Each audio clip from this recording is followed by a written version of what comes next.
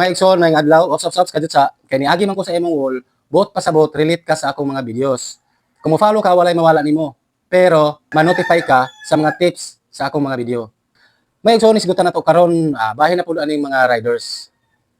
Niha man gud nay customer ni doon ako. Ngano daw, ang iyang parcel, mao pa gani pag-abot anang adlaw, na-return man dayon sa seller. So ma'am, kani nga video para ninimo. Kita matingala pud ta no. Mo pay pag-abot anang adlaw, anong ma-return? Di ba? Ma'am sir karon, pahibawon ta mo og unsay kayang buhaton sa mga riders sa atong parcels. Okay. Una, uncontactable.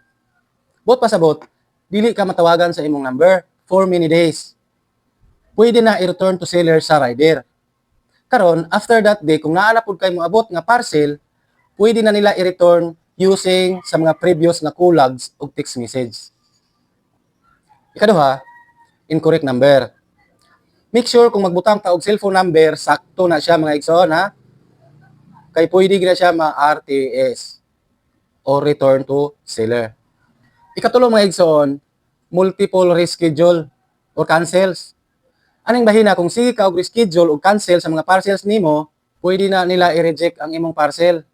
Na sila grounds ana, pero aware na sila. Dili po na nila buhaton o wala sila saktong proof.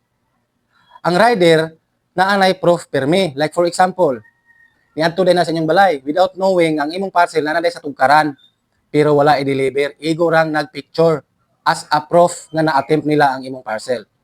So atong likayan ang pagsigi og ingon ani, okay? Ikaupat, canceled calls. Aning bahina, mutawag nimo ang rider. Unya imong gitubag. Syempre mangutana ka og kinsa. Pagkabalo nimo nga parcel, imong gipalong. Ma'am, pwede na nila gamiton nga proof ang inyong time kulags to reject your parcels. Aning bahina mo storya lang ta og tarong kung wala tay ikabayad or busy ba ta para dili na ma-misinterpret sa mga rider. Okay. Natay mga timailhan. Kung ikaw consistent nga mo receive sa imong parcels, ang rider ana is very professional ang dating sa inyong communication. Mao pa na ang mag-una-una og thank you ma'am, salamat boss. Ikaw igo na lang kamo you're welcome. That means ang rider happy to serve you. Pero kung sige kag cancel og reschedule, bisag mag-thank you pa ka, di ka tubagon ana og you're welcome. Kalikdan ra ka ana. So, i-comment diha ang inyong mga uban pang mga pangutana ug ato na ang tubagon.